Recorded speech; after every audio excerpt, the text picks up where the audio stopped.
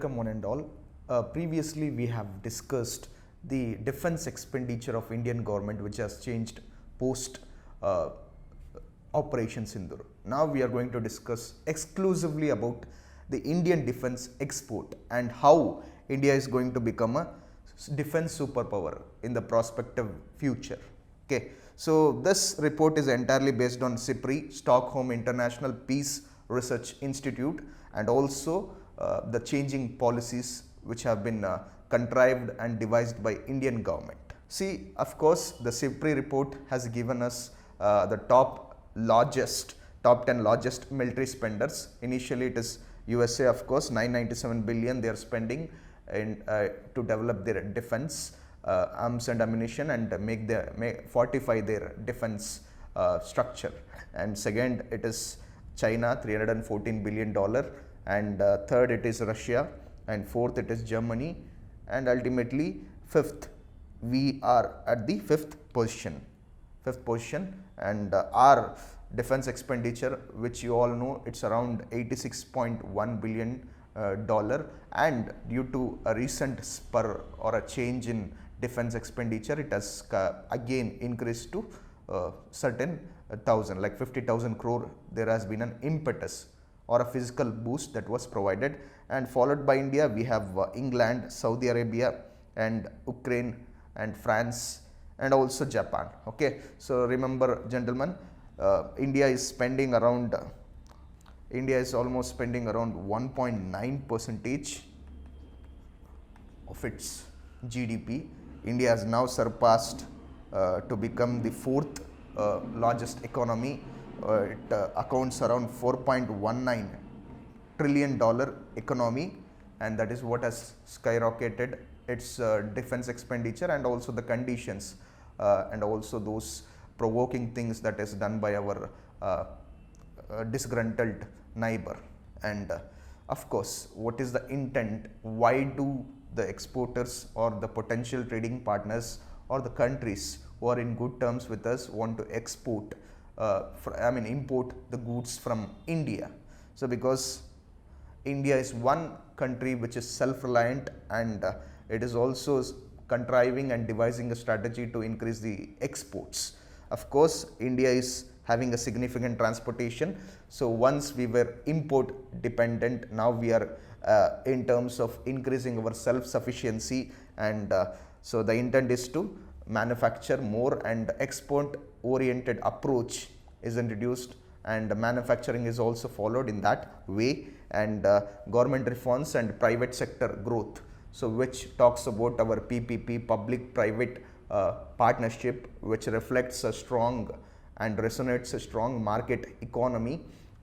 In terms of defense, they are working hand in glove in order to increase the production of defense goods, and the price is affordable, competitive price, and whatever the arms and ammunition or any kinds of defense products or raw materials or any kinds of components of defense that the government and the private sector, government in the sense DPSU, that is producing defense production sector units, or you can call it as private sector enterprises which are producing, they have proven to be legit, and of course you can trust them, and the sound mechanism of our technology is also one particular example of it. Okay, so customization, and of course providing leeway to the member nations or partner nations whom we have a friendly and a harmonious relationship with, and government to government framework, and it is actually increasing the ease of doing business because of government to government framework, and it is smoothening a bit and ease of doing business in terms of having a trade while exporting goods and services and importing goods and services of defense had made the job much easier, and even for the potential importers of our products to be enjoying the benefits. Okay, so production and timelines, we are maintaining it. Of course, Indians have a timeline. Indians are actually punctual enough to deliver the things at the set date. Okay, so we work with a systematic way, and the SIPRI report highlights, which I've spoken in the previous video also, the budget has skyrocketed to $6.81 lakh crore compared to that of 2013-14 tenure, and Atmanirbhar Bharat, which talks about self-reliance of India, and it spoke about 5,000 crore, 50,000 crore, 15,000 crores per in export. That is the actual target of India. Okay, 50,000 crores by 2029 and 3 lakh crores of production of defense goods. Okay, so now in 2025 it is around, the goal is of 1.75 lakh crore of production of defense goods. By 2029 we have to achieve 3 lakh crores of defense production. In that, the exports, which is measured at 23,000 crores. Okay, so 23,000 approximate figures should be increased to 50,000 crores in order to make ourselves fortified in terms of having a good defense industry, and also showcasing that globally. So we are strategically being called as a top tier manufacturer, as we export goods at an affordable price, and even the policy, defense production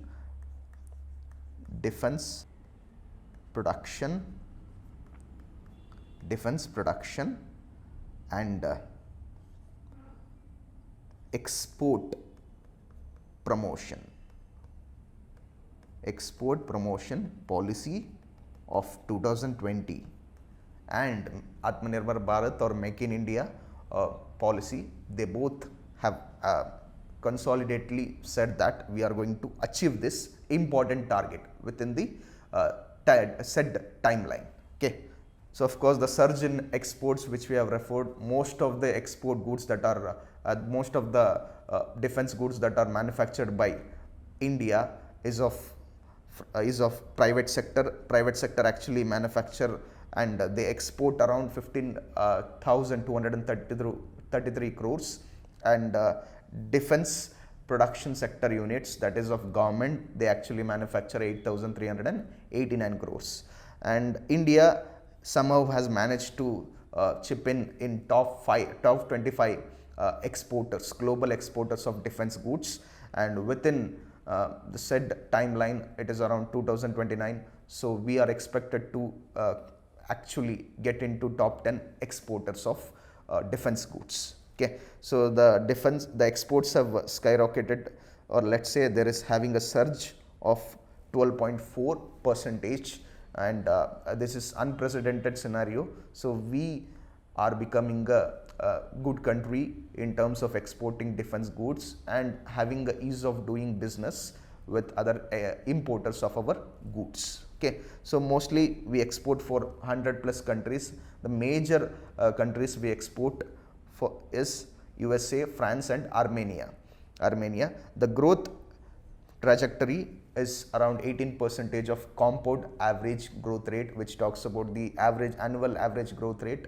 So we are expected to have a 18% CAGR, compound average growth rate, by financial year 2030. Okay, that is the goal that we are again have to achieve in addition to the above mentioned other goals. Okay, the most demandable exportable defense goods are BrahMos missiles. Okay, so of course our indigenous military goods production system is always named after our Hindu mythological Hindu culture and Hindu mythology. Of course BrahMos, which talks about our Brahmaputra river, and BrahMos and Mos, like BrahMos is derived from our river Brahmaputra and Russia's Moskva river, because the collaboration of India and Russia went on to produce this BrahMos missile, and of course we are exporting it to countries such as Philippines and other sort of countries. It is a supersonic cruise missiles which we are referring to, and Dornier 228 aircraft, that is a dual use, or you can call it as multi-purpose use aircraft, which is used for utility commuter, and it's a transporter vehicle aircraft vehicle, and it is used for maritime surveillance. Mostly it is used for maritime surveillance, and it is indirectly contributing to our defense. So these goods are being exported to different countries, and Akash missile system is especially being demanded by Armenia. Most of the surface to air missiles, that is Akash missile system, is exported and demanded by Armenia at a larger extent. Okay, 155 artillery guns, that is advanced field artilleries, are also exported to various countries. Within that 100 countries for whom we are exporting the defense goods. Pinaka MLR. Pinaka is multi-barrel rocket launch system, which is named after the Hindu god Shiva. Is major arrow, or let's say it's his celestial arrow. Okay, so it is named after Lord Shiva's celestial bow. Okay, bow and arrow. Okay, so this is also being exported by India, and it is exported to France and different countries. When it comes to a recent development in research and development, you can see that there has been an inauguration of AWTC, Automotive Weapons System Testing Center, which is being inaugurated by Dr. Samir V. Kamath when he was visiting the CVRDE. CVRDE in the sense Combat Vehicle Research and Development Establishment, which is located in Tamil Nadu. The place that it is located at, it is a suburban area, that is Avadi, which is located at the capital city of Tamil Nadu, Chennai. Okay, so recent inauguration has been done here. So this talks about conducting research on tracking all those fighter arm jets. Okay, so tracking it talks about 26 tracks that could be tested, and recently the test has been held at Velur of Tamil Nadu, and this has been the status in terms of doing a test. Okay, especially what test? Automotive and Weapons System Testing Center. Okay, this talks about the recent development in R&D and innovation of Indian defense. Okay, DRDO chairman has visited in that place recently. Okay, when it comes to companies which are exporting other sorts of components, we have Aventels, we have Boeing India, we have Tata Advanced Systems and Tata Boeing Aerospace, and of course in addition to that we have the government sector, that is defense production sector units, also exporting aircraft, helicopters, and the components such as fuselages and wings, and other components such as firearms, armors and electronics, and different aero components. Okay, fuselage in the sense, of course, if you look at a flight, okay, the body of the flight is what we call it as fuselage. Okay, that are being exported to USS. All these components which have mentioned at the end, Aventel, Boeing India and other companies who are exporting, they are exporting exclusively to USA. Okay, so these are the things. They are not actually exporting most of the missiles, they are only exporting helicopters and aircrafts, and much more than that they are exporting the fuselages, wings, most of the components that they are required to construct their defense goods. So what are the strategies that India has come up with in order to fortify its defense exports? We have simplified export authorization, and of course we believe in easing the business with different countries. So here simplified export authorization would facilitate the trade much easily, and it is also going to smoothen the relationship between two countries and many countries whom which India having a good relationship. Okay, so a strategic partnership model which talking about self-reliance, original equipment manufacturers. Okay, so this is the policy at which we are working with. So original equipment manufacturers, which talks about again the self-sufficiency, or you can call it as self-reliance, and defense attached led export. promotion. So attache is a French word. Defense attache is nothing but a senior military officer working in an embassy of our India. Let's say so there was one brigadier from India. Okay, so he was working in places such as Afghanistan, and he was training the military officers of Afghanistan during the during I think it's during 2007 to 8. He also trained the military officers, and he's also working for our embassy. Okay, the host country is Afghanistan, our domestic country is India. So one senior officer brigadier will be working for Afghanistan in order to be a think tank in developing the technology and also sharing the technology, sharing the defense pattern.